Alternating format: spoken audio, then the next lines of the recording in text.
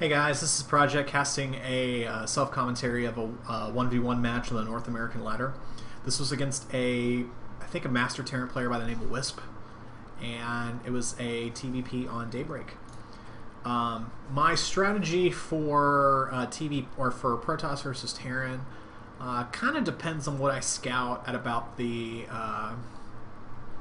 I'm trying to determine what kind of timings I want to do, but if I see a gasless fast expand, what I'm going to be doing is a about 7 to 8 minute poke with the sentries and stalkers, just to kind of exploit in case they're getting greedy, pull some probes off the line, etc.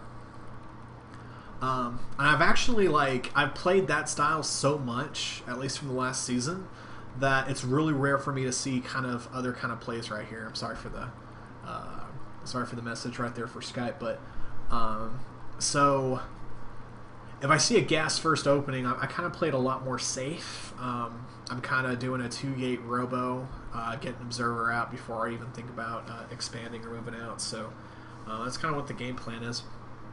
And if I recall correctly, I kind of see this is a gas first opening from him. So if I see a gas first opening, he's going to tech, so I take that opportunity to kind of turtle up and tech a little bit as well and get Colossus out. And I use some clever mechanics in order to actually protect my Colossus as the game goes on. And we'll talk about that when we get there. Just kind of a hint, I've been playing a lot of Heart of the Swarm lately. So I'm doing about 15 gas, 13 gate, kind of opening. I put my second pylon right there, it's a little bit farther away from the Terran, so I normally put tech towards the top right of my base. It's kind of a hard place to really drop successfully. As I scout in, I'm thinking it's just going to be a normal opening, so I'm getting prepared to kind of set that up. But so I'm getting my core down. It's down at a reasonable time. 3 minutes is good. But I actually see a gas, and I see about 25 gas mines. So it's about the same amount that I've done. So right now, I'm just going to be a little bit more safe. I'm going to get a Zealot out just in case I see kind of Marauder play, or maybe it's a 2-Rax or something like that. What it ended up being was a kind of a Rax play. I think it was based on 2-Rax opening.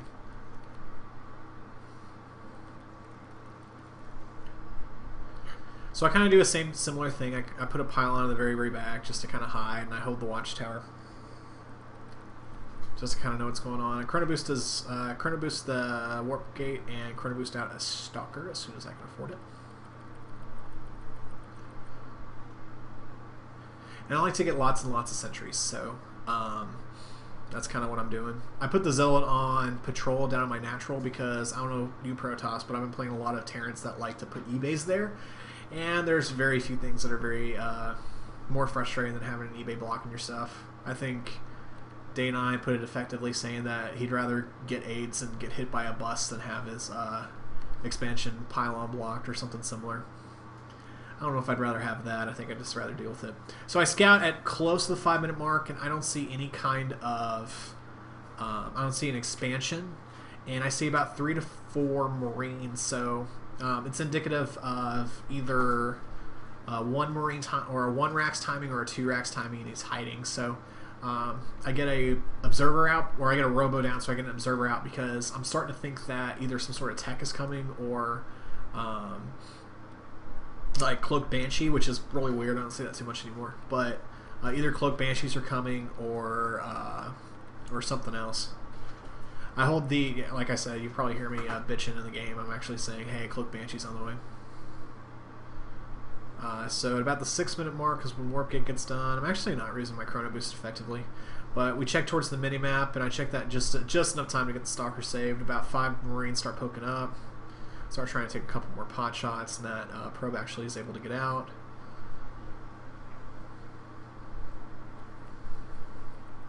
The amount of Marines actually poking, that's kind of dangerous, but I get some additional stalkers. I have a Zealot and a Sentry. And kind of what I've been... so we actually see a conga line. My Sentries are not in position.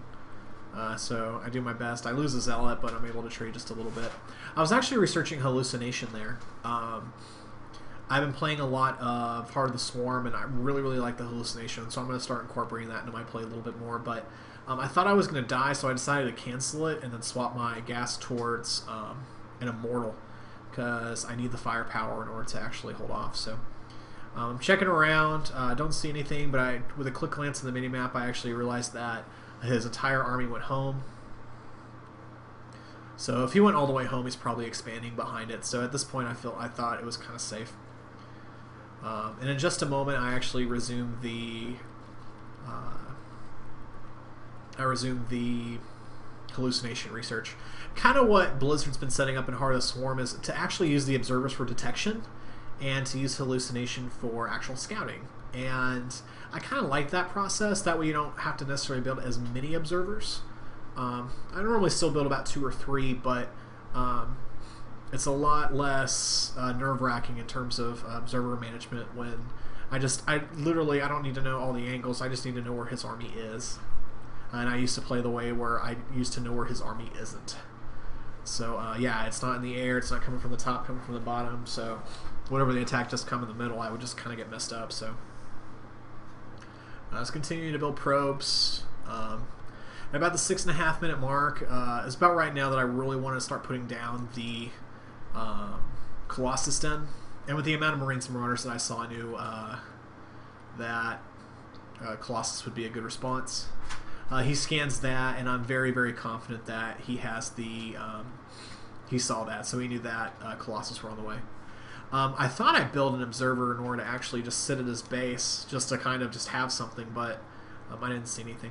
So I'm using the Hallucinated Phoenix in order to just kind of get an idea when stuff is coming, and lo and behold, I actually see that an attack's coming right up the way. So he stems right here, and I decide that I'm going to sack the expansion. I mean, it's not a good exchange for me, so I just decide, you know what, screw it, you can have it.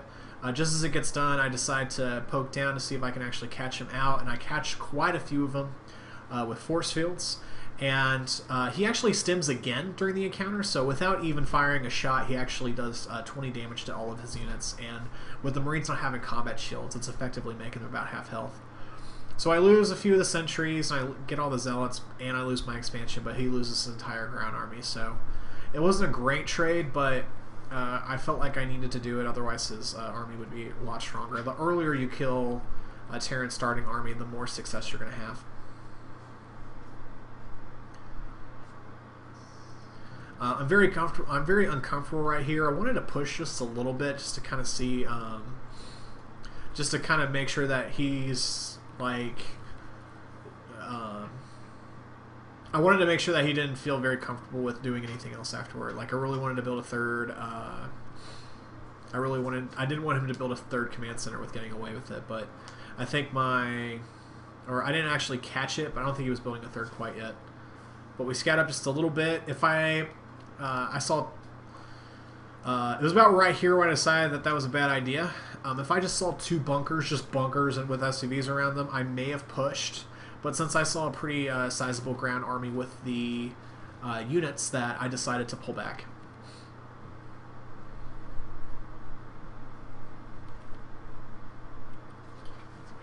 So at this point, I'm just trying to build Colossus, just trying to make sure that I always have an opening, or just trying to make sure that, you know, I'm able to get Colossus out safely.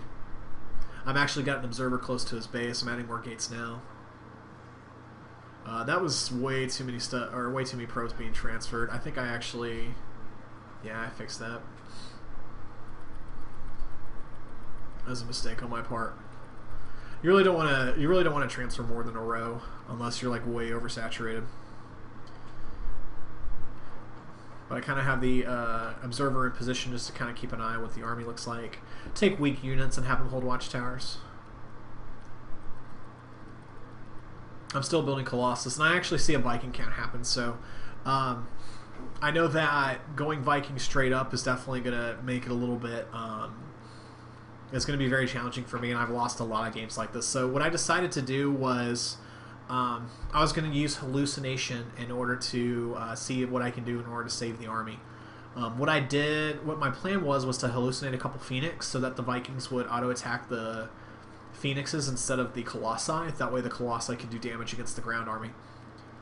So that's what I was hoping for, at least for the game to, at least to kind of stay in the game.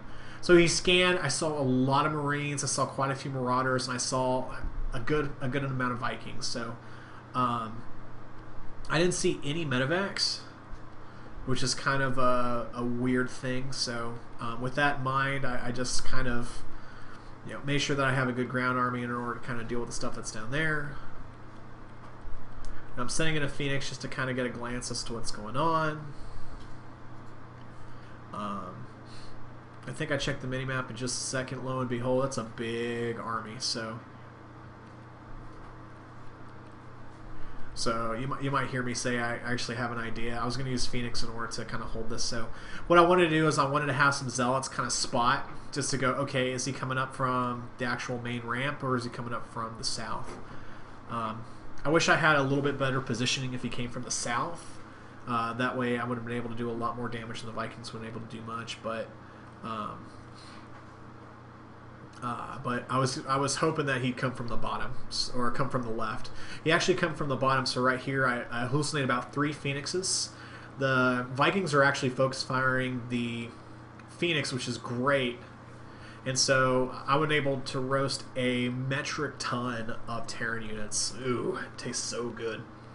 And I was able to actually save my Colossi, which is very, very important. I have a herp dirt moment. My Colossi should not be going down that far, but I was still able to save them. And even with saving them, I was able to snipe 2 Vikings in the meantime. Because I was able to hold it, I decided to take a fast third and then start teching. Because I mean, his Viking count's good, but he has to rebuild the bio army. So I'm still building I'm building some sentries, and I'm getting another expansion up. I'm trying to send a zealot or 2 down into his 3rd mineral line just to kind of keep an eye on when he's doing stuff. Wasn't able to get a whole lot of information down. He has a marine that's kind of hurt. I was trying to be cute and try to scout with just a marine in order to stop it. He's doing a really good job of checking for additional bases, so that's a sign of a player that needs to be promoted, is when you're actually keeping track of bases. At this point, I like my Colossus count, and I know that he was going to be going to a lot of Vikings, so I wanted to really transition into Charge Lot Archon and get Storm. I normally get +1 armor against Terran. I normally Terran are very susceptible to, or not as susceptible to damage as like some of the other races are. Like Zergling, like +1 Zealots against Zerglings, they do great. But since a lot of the Terran infantry, actually all the Terran infantry is ranged, it's important to have the +1 armor in order to give you a little bit more edge on that. And with +1 armor early in the game, you have 50% damage reduction against... no, it's 33% damage reduction against Marines, I think, if my math's right. So I'm just sending in a couple Zealots here and there just to kind of keep track on it. I've been kind of doing a low amount to start with, but I'm actually sending in a lot more. So there's 4 that are in there, and Charge is about halfway done. Starting to get some Storm up as well. This is kind of a funny goof. So actually, I'm targeting this... the missile turret just to kind of take it out, and these zealots actually at least disrupt mining. They don't do a whole lot against the actual army that's actually done there, but I'm able to disrupt mining, and there's not a missile turret in there anymore, which is great. So I'm actually warping in a metric ton of Dark Templar to actually follow up right there.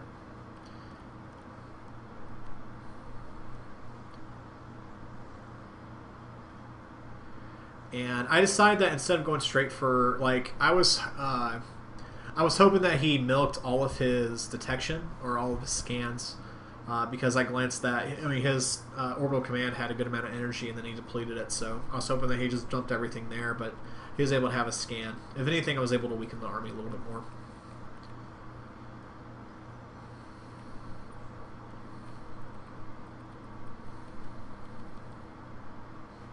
I like doing the warplay harassment as well, just to kind of keep him on his toes. I'm not using the double forge, which is kind of sad, but I should be. Normally, I hotkey those into my into my Nexus, but I haven't been doing that for some reason. I feel like I think I have been.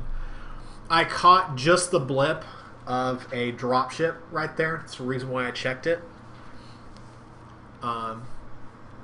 So my stalkers are actually en route to the top of the base, and my main army is actually staying towards the bottom. So I don't know. Yeah, there's a red blip. It's kind of hard to see in the stream, but there's a red blip on the mini map of this medevac. So with a little bit of focus fire, I'm actually able to take it out before too many Marines get on the ground. And he actually takes out that pylon. So I don't realize, but my third is under attack as well, and he actually kills quite a few probes.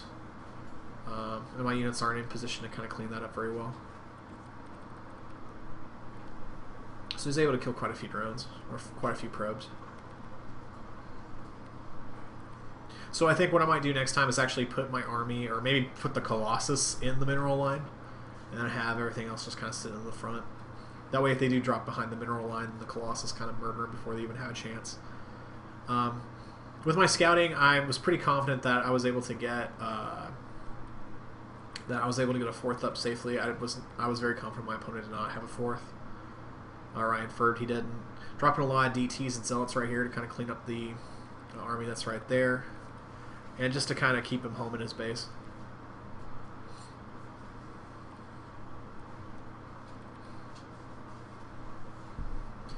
So I'm checking upgrades. He doesn't have a whole lot of. I think his upgrades were slightly better. I'm actually just getting +2. I have +2 armor, +1 weapons, which is really, really lame. I need to start hockeying my stuff into my Nexus a little bit more, since he's got 2/2. He's sending a Reaper, which is kind of weird, but again, with the map vision that I have, I'm able to control it. I had Stalkers in position, but as you can see, it wasn't necessary.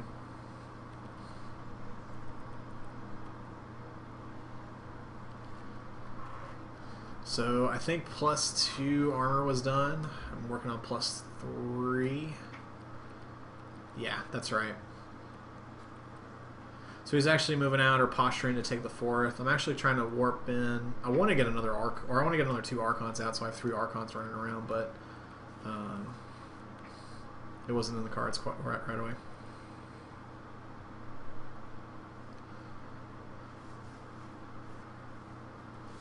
So there's some missile turrets that provide detection. I wanted to see if he actually grabbed that fourth. And I just actually flew it into a big army, so which is good. I like the fact that it didn't cost me a damn thing.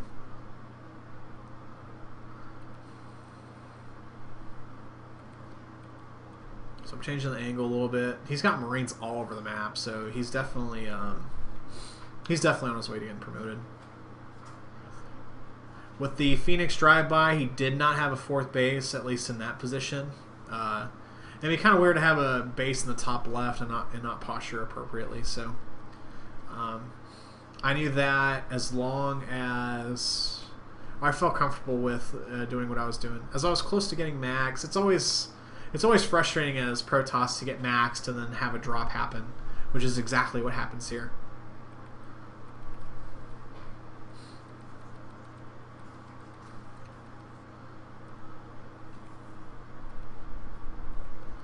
So I warp in some units up there. They stem, and they're actually able to do quite a bit of damage without dropping anything. There's a drop that happens at the 3rd, but the cannons take it out pretty easily. And there are 8 Marines just kind of pegging pylons and stuff in my base. So it's like, okay, I can warp in something, and I warp in a Zealot, which is kind of herp derp.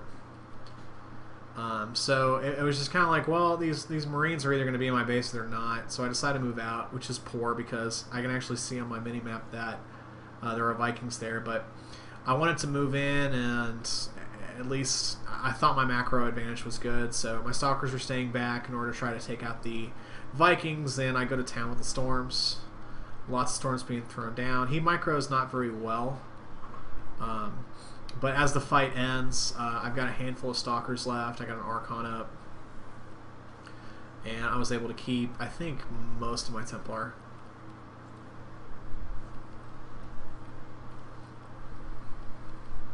I warp in Colossi or I warp in. I wanted to say Corsair for a second, but I warped those in for a second. So, or I warped Phoenix in.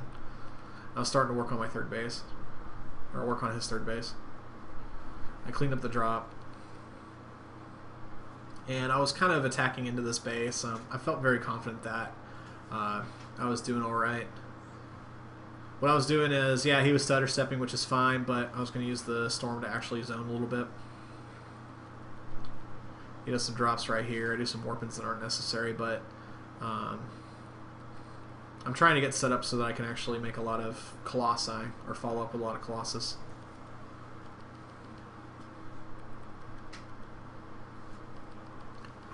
So these guys actually roll in. They do a drop behind the mineral line, and those zealots are kind of mopping stuff up. He kills quite a few, but eventually gets to the point where it's not even necessary anymore. At this point, flanking from the back, he's actually landed his Vikings since it doesn't have anything else available to him. And just as I get my other two Robo-Bays online, he taps out with a GGWP. So it was a longer game. It was actually very well played. He's actually ready. He's not a, I don't think he's a diamond player. He'll be a master player in no time. So that was kind of me vocalizing my thoughts on stream. If you like what you saw, give me a like and a subscribe.